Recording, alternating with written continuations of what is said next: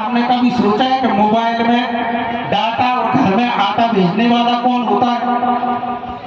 सरकार होती है ना। खेती बाड़ी करते हैं, टैक्स लगता है, मंडी में जाते हैं, बेचते हैं, पैसा आता है, इसी के बाद तो सारी चीजें खरीदते हैं, आटा और डाटा। तो हम खुद आटा और डाटा बांटे, ऐसी ताकत हमें संगठित करके और प्रदर्शित करना है पूरे प्रदेश के। साथियों, बड़े दुख के साथ कहना पड़ रहा है,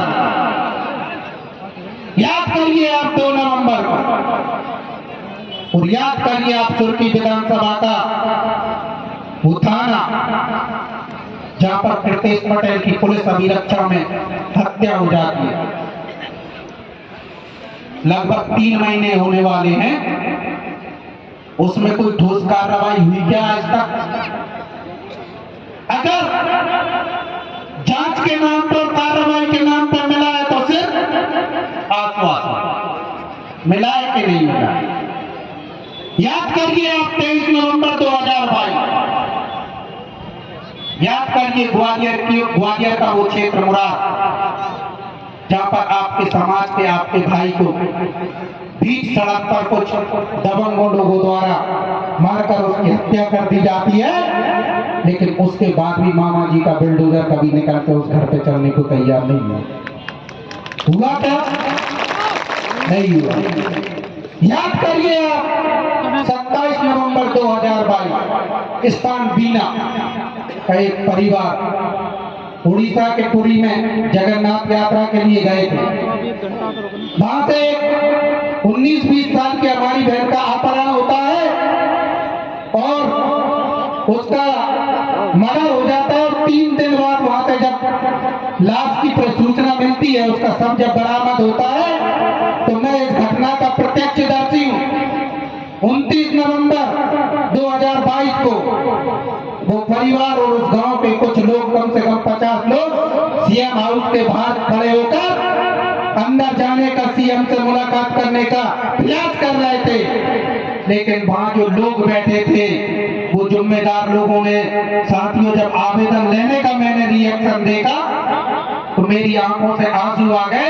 आंसू इसलिए आ गए कि हमारे ऊपर प्रताड़ना हुई है, हमारे लोग परेशान हैं, इसके बाद भी हमारे आवेदन ऐसे लिए जा रहे हैं जैसे हमने कोई गुनाह कर दिया। आज तो 30 नवंबर को हो गई। सीहोर में कार्यक्रम था, गौरव दिवस। भोपाल की आदरणीय सांसद महोदया प्रज्ञा ठाकुर जी सीहोर में बोलती है कि मैंने परिवार को सीएम साहब से मिलवा, और जबकि 2 घंटा प्रदर्शन करने के बाद भी 2 दिन तक उस परिवार की मुलाकात नहीं हुई। साथियों, सच्चाई ये है। वो याद करिए आप 16 दिसंबर 2022 स्थान गंजवास होगा, एक 20 साल की बहन की दिन दहाड़े दिन में 3 बजे हत्या कर दी जाती है। उस केस का कोई आज अता पता नहीं है। मैं ये बातें इसलिए कह रहा हूं कि समाज के नाम पे कई लोग संगठन चला रहे हैं, कई लोग काम कर रहे हैं। कोई बिहार से आ जाता है, कोई झारखंड से आ जाता है, लेकिन मेरे साथियों ये बताइए, जब ये घटनाएं घटित होती हैं तब ये लोग कहां चले जाते हैं? जब किसी और समाज के अंदर ये घटनाएं घटित होती हैं तो सड़कों और रोडों पर जाम लग जाते हैं, लेकिन जब हम 1-2 दिन आवेदन देकर और शांत बैठ जाते हैं तो कोई कार्रवाई भी नहीं होती। कार्रवाई इसलिए नहीं होती कि हमारे पास राजनीतिक पावर नहीं है। शिक्षित हैं हमारे लोग, लेकिन राजनीतिक पावर नहीं है। इस कारण